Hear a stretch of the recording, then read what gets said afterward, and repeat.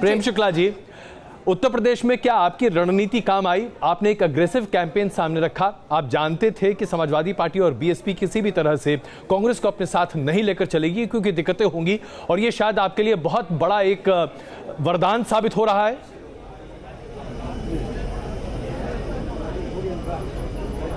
नहीं, भारतीय जनता पार्टी ने शुरू से ही 50% से अधिक वोट प्राप्त करने का लक्ष्य जो हमारा अभियान चलाया था जी, जिस तरह से लाभार्थियों से हमारे लोग मिले थे, जिस तरह से हमारा बूथ प्रबंधन हुआ था, जिस तरह से आदरणीय अध्यक्ष जी ने वहां का रणनीतिक अभियान किया था, जिस तरह से प्रधानमंत्री जी ने विविध सभाएं की थी, उसका जनादेश पर आपको स्पष्ट से परिणाम दिख रहा है। हमारा लक्ष्य स्पष्ट था कि सपा और बसपा एक हो जाए, कांग्रेस भी साथ आ जाए, तब भी हमको सीटें जीतनी है।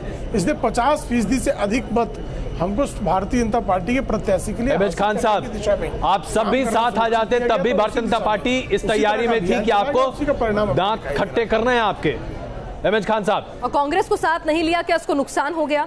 देखिए नहीं अजय जी, देखिए ये रुझान अभी कुछ हम इस पर कह नहीं सकते। अभी 3-4 बजे तक जब सामने आएगी चीजें तब समझ में आएगी। अभी आप जिस रूप में लेना चाहें इसको ले सकते हैं।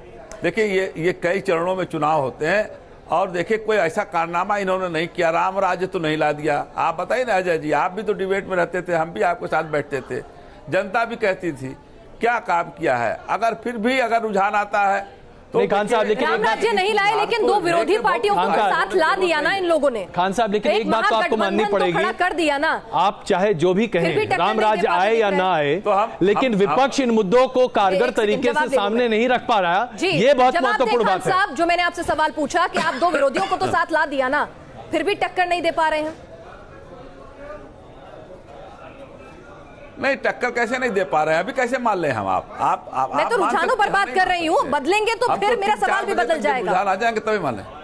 खैर चलिए, लेकिन बुनियादी सवाल तो ये है ना कि अगर बदलेंगे तब देखा जाएगा। अहमद खान साहब, नहीं मानते ना खान साहब, आइए बुनियादी मुद्दे पर आते हैं। अगर भारतीय जनता पार्टी नैरेटिव को सेट करने में कामयाब रही, आप सरकार की कमियों को उजागर करने में उतने महत्वपूर्ण तरीके से सामने नहीं आ पाए, कमजोरी तो आपकी है ना। इस बात को तो आपको मानना पड़ेगा। भले देश में राम राज्य आया हो या ना आया हो, लेकिन एक बहुत बड़ी जमात है देश में जो ये मानती है कि बीजेपी की सरकार ने बहुत अच्छा काम किया है। नहीं, देखे जो भी चुनाव पीरियड, जो चुनाव चल रहे थे उस चुनाव में देखे जो आदरणीय मोदी जी की सभा में, योगी जी की सभा में आदमी इकट्ठा हो रहे थे, उससे हमारे सभाओं में बहुत ज्यादा लोग आ रहे थे।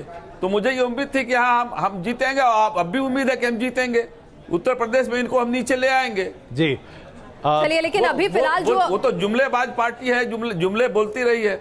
चलिए, जुमलेबाज आपको पार्टी नजर आ रही है, बोलती रही है, झूठ बोलती रही है। अच्छा, अमित मालवीय जी भारतीय जनता पार्टी से जुड़ चुके हैं। अमित जी, जुमलेबाज पार्टी है, जुमलेबाजी करती है और जुमलेबाजी से लोगों को फंसाती है, ये अहमद खान साहब का कहना है। बीएसपी के प्रवक्ता हमारे साथ हैं। मैं आपसे जानना चाहता हूं, आप लगभग भारतीय जनता पार्टी के तमाम चीजों को हर समय ट्वीट करते हैं, सार्वजनिक तरीके से सामने रखते हैं। अमित जी,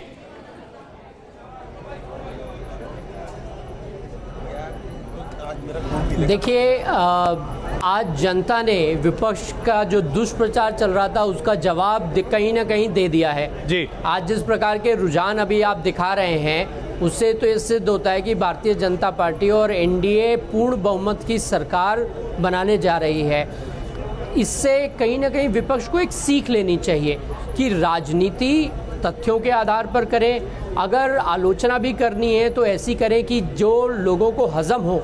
झूठ बोलना, जोर जोर से झूठ बोलना, हर अवसर या अमित जी ये कह दें कि आपने विपक्ष ने सवाल उठाए, आपने बहुत अच्छे से उस कैंपेन को अपने फेवर में टर्न कर लिया। फिर चाहे वो चौकीदार चोर है कि चौकीदार प्योर है का कैंपेन हो, विपक्ष ने सवाल तो सही उठाए थे, लेकिन ये आपका पूरा का पूरा प्लानिंग थी, आपकी पूरी की पूरी इलेक्शन स्ट्रेटेजी थी कि उन सवालों को भी आपने अपने फेवर में बदल दिया। एग्जांपल दे दूं अमित जी, ये आप ही लोग की सूझबूझ थी ना, चौकीदार चोर है को आपने कन्वर्ट कर दिया, मैं भी चौकीदार नहीं, चौकीदार प्योर है। ये तो जबरदस्त हो गया ना, चौकीदार शब्द उठाया और आपने पलट दिया। अमित जी,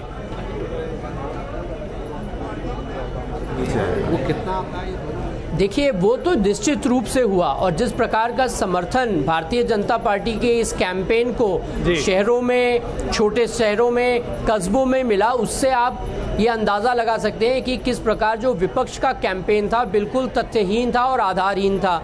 अगर आप नरेंद्र मोदी जैसे नेता पे भ्रष्टाचार का आरोप लगाते हैं तो कौन मानेगा इसको।